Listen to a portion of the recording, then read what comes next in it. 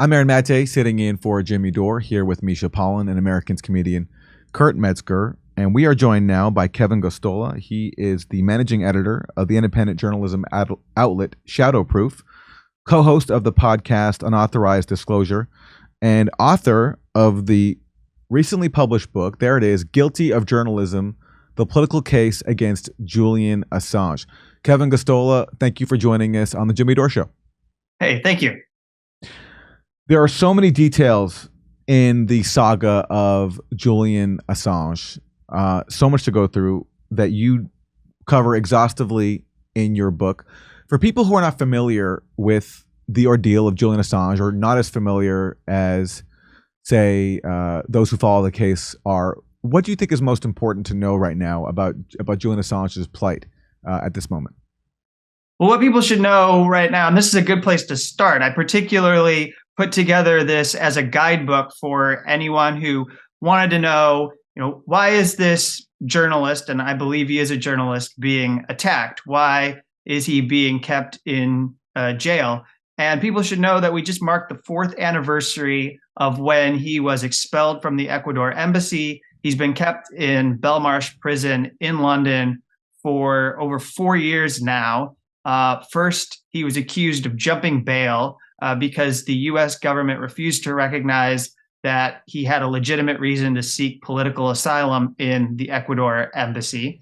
And then after he served a sentence for bail jumping, they kept him in there because they believe he's a flight risk. And so he's been there, even though he's not even accused of any kind of a violent crime or whatsoever. He's been confined in a high security facility where they sentence terrorists and other people who are accused of violent offenses. And some people who have been sentenced for these serious crimes actually have had shorter sentences than what he's been serving. So he's already been in prison a longer time. This is something that his wife, Stella, has talked about. So I think people should be mindful of the fact that he's being punished right now, and the process is part of the punishment. And what do you make of right now? I mean, when we hear about press freedom in the U.S., there's a lot of talk right now about what's happened to this reporter at the Wall Street Journal, Evan Gershkovich. A lot of shows of solidarity with him. You are not seeing the same level of solidarity with Julian Assange. You even have the U.S. government officials from the very top of the Biden administration saying things like journalism is not a crime, while they are persecuting and torturing Julian Assange.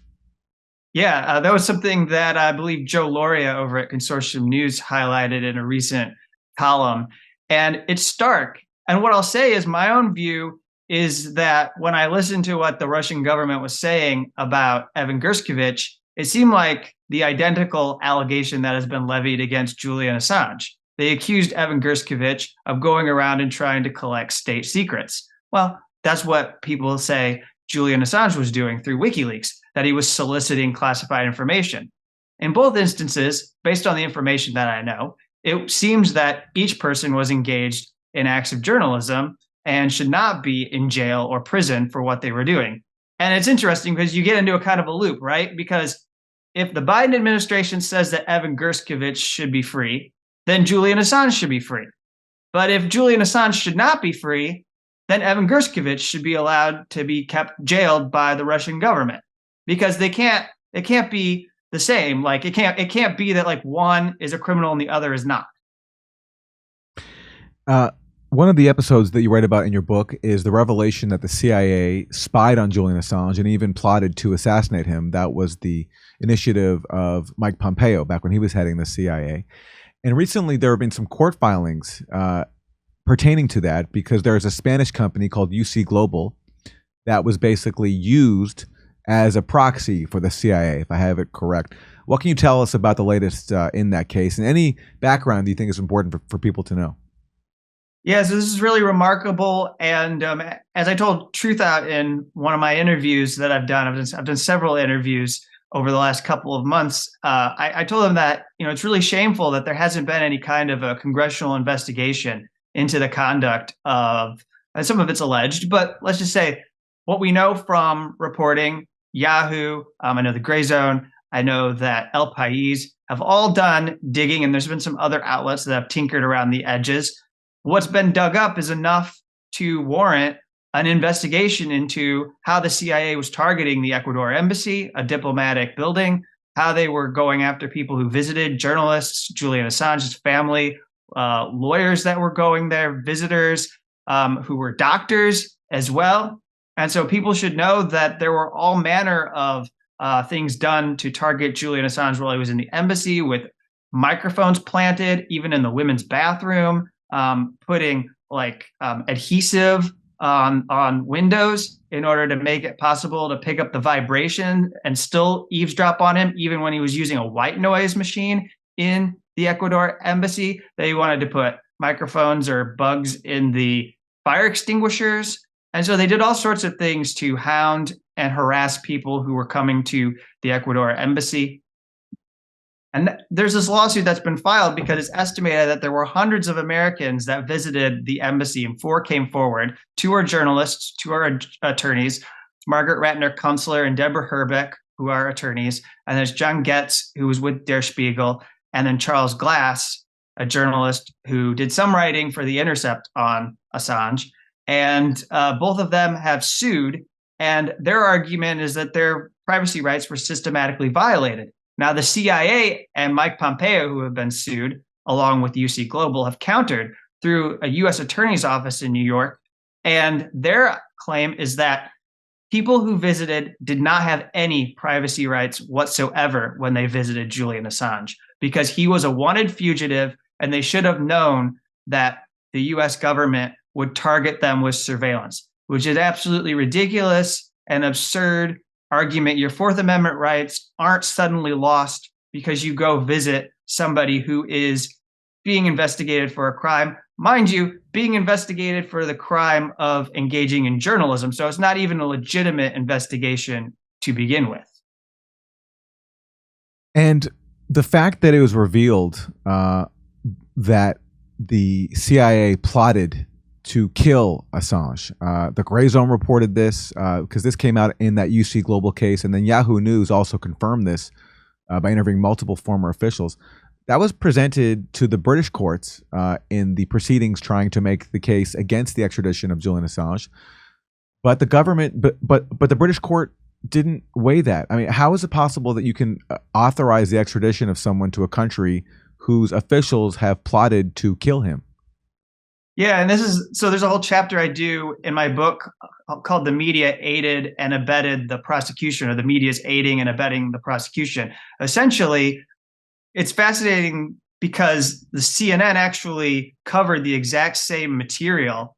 It was all these documents from UC Global, which engaged a lot of, and there were a lot of false and bogus reports in those documents that you went over, like claims that were made that were actually erroneous about Julian Assange.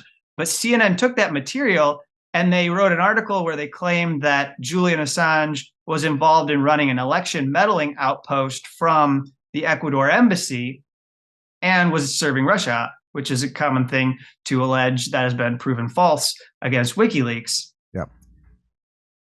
And so the judge used this and said that this is justified, that because the CIA and these other institutions were looking into the election meddling that WikiLeaks and Julian Assange were engaged in, it was justified to put him under total surveillance in the Ecuador embassy, that we should not be stunned or surprised to learn that national security agencies of the U.S. government were targeting him. And so it's not a thing to get worked up over that his privacy or attorney-client privilege or doctor-patient confidentiality was being compromised. So that's interesting. They used Russiagate to justify surveilling Assange, and based on the evidence-free claim that he received the emails from Russian hackers, even though the Mueller report actually admitted that, in a very overlooked phrase, that the Mueller team has actually no idea how Assange received the stolen emails. The Mueller team suggested they came from Russia, but then they had to acknowledge they actually don't know how Assange received the emails. And then we also got the buried testimony of CrowdStrike, which is the Clinton campaign contractor that kicked off Russiagate by accusing Russia of stealing the Democratic Party emails. CrowdStrike had to admit under oath in December 2017 that, oh, by the way, we have no concrete evidence that alleged Russian hackers actually took any data off of the server. But of course, all that gets ignored. And on the false basis that it's been proven that Assange was colluding with Russia and received the emails from Russia, that's how it was justified to surveil him. I didn't know that. That's really interesting. How about the plot to assassinate him? Did the British judge have an answer to that? So everything that we learned, and particularly even the Yahoo News report, which was very good for making all of that worm its way into the media establishment for at least a day or two. I mean, we actually had some reports on CNN and other outlets where they were repeating what Yahoo News had said. Michael Isikoff, who was on the report as one of the journalists, was interviewed in several media outlets. So effectively, the attorneys for Assange were able to go before the High Court when it was on appeal from the US government, because this has been a long saga. And at first, Julian Assange won his extradition case at the district court level. It was the US government that had to argue that our US prison system is humane and that Julian Assange would not try to commit suicide and succeed if he was put in prison, because his mental health and physical health has been deteriorating. So anyways, in the High Court hearing, they went before the judges. They shared these allegations against the CIA. They shared all of this evidence that has been brought forward. And those High Court judges basically shrugged it off. And I'd encourage people to go read from Declassified UK, from people like Matt Kennard and Mark Curtis, who looked into some of these individuals who are part of the court system, the judiciary in the UK, because one of them actually had connections to a minister or somebody who worked in the government who was part of the operation called Operation Pelican that was forcing Julian Assange out of the embassy, had actually gone to school with this individual, I think it was Oxford actually, and was boasting and had traveled down to Ecuador and met with officials in Ecuador and presented them with gifts. And it's clear that this chief judge of the High Court is compromised and biased, and Julian Assange did not receive fair justice when he brought his case, when the case was before the High Court in the appeal. Talk to us more about the media's role in this. As you write about, the media published the leaks from WikiLeaks. They even collaborated with WikiLeaks on so many of these explosive stories about the war in Iraq and Afghanistan, but since then have sold them out. Yeah, and I think it's fair to say that if they're supportive, they're pretty guarded about how they talk about him. They don't really want to cede that he is a journalist. They don't want to say that. They always use words that are wishy-washy, and even some of the press freedom organizations are this way. Like, I've called out Committee to Protect Journalists because they won't include him in their jailed journalist index on an annual basis, which I think is unconscionable. Mm-hmm. And we still have Amnesty International that won't declare Julian Assange as a prisoner of conscience, despite a lot of evidence that shows that he should be classified as such. Reporters Without Borders, to their credit, have put Julian Assange in their jailed journalist index, along with other people who are cause celebs for the US State Department to stand up for. You know, I particularly highlight in the book the example of David Lee. I don't know how familiar you are with this one, Aaron, but your viewers should know that David Lee, who was an editor that was involved in publishing these war log documents, and I think some of the state cables, got a file and a password was written down on a note by Julian Assange. And he accessed those documents. And then when he wrote about it in a book with Luke Harding that attacked and smeared Julian Assange and advanced a vendetta that to this day, I think they'd still like to, they still have their axe to grind against Julian Assange despite all that he's been through. He published as one of the chapter headlines the password that was used to open that file, which started a chain of events where people found the file, the encrypted file for these diplomatic cables on the internet. They opened the file with this password, and then now all the names in these documents, in at least 100,000 plus files that hadn't been gone over by WikiLeaks yet, because they were in the middle of partnering with media organizations, and they were not done carefully rolling out these cables so that they could have the highest impact. He compromised this by his recklessness and his technological illiteracy and his stupidity.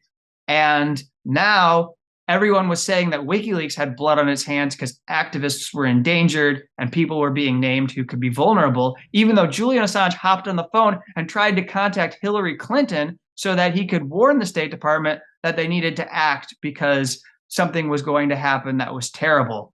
And this is all David Lee's fault. But yet, what happened with these cables has been laid at the feet of Julian Assange as something that he did wrong. It's part of the prosecution. It's part of their argument to get him extradited. And how does Luke Harding follow all this up? Well, a few years later, he writes that article in The Guardian where he alleges that Julian Assange had 3 secret meetings with Paul Manafort inside the Ecuadorian embassy. And it was based on anonymous sources. And of course, there was zero evidence because it was a complete concoction. But The Guardian and Harding have never retracted their story. That story is still up to this day. I believe that was released in late 2018. So that is nearly 5 years ago of just a completely made up story designed to smear Assange and actually to manufacture public support by appealing to Russiagate, because Paul Manafort was a Russiagate bad guy, in order to justify what came shortly afterwards, which was his indictment and being taken from the Ecuadorian embassy and put in Belmarsh prison in the UK.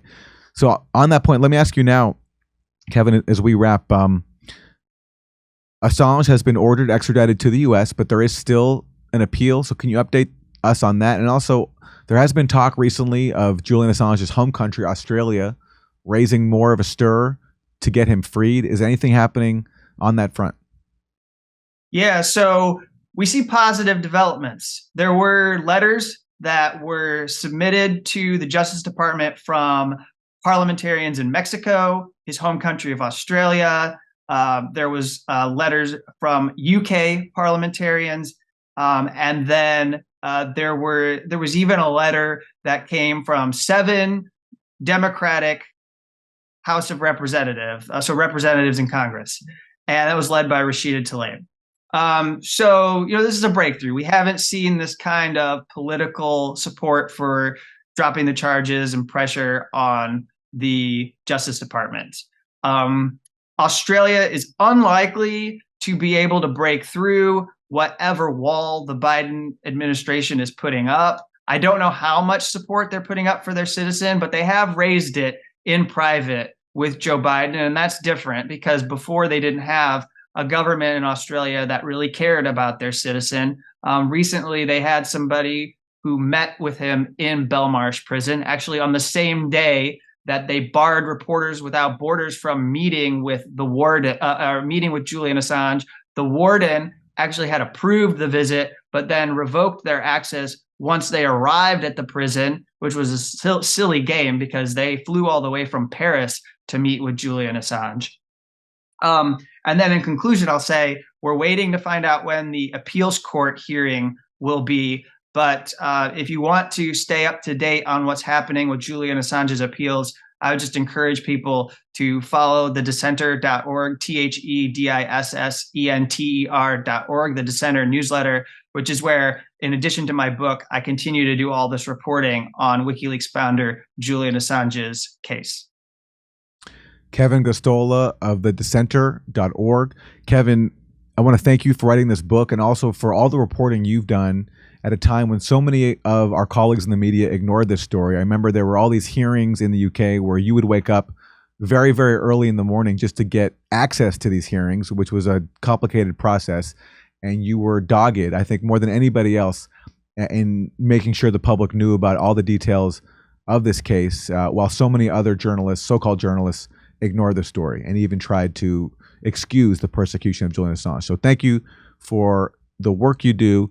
And anybody who wants to learn about the Julian Assange case, this is an essential read. Again, it's called Guilty of Journalism, The Political Case Against Julian Assange. And Kevin Gosztola, thanks so much for joining us. We're telling jokes in Nashville, Honolulu, Los Angeles, Northampton, Massachusetts, Syracuse, Cohoes, New York, Hartford, Connecticut, Baltimore, Chicago, Rosemont, San Diego, and more. Go to jimmydore.com to get a link for all those tickets. Plus, you can watch my new special, COVID Lies Are Funny.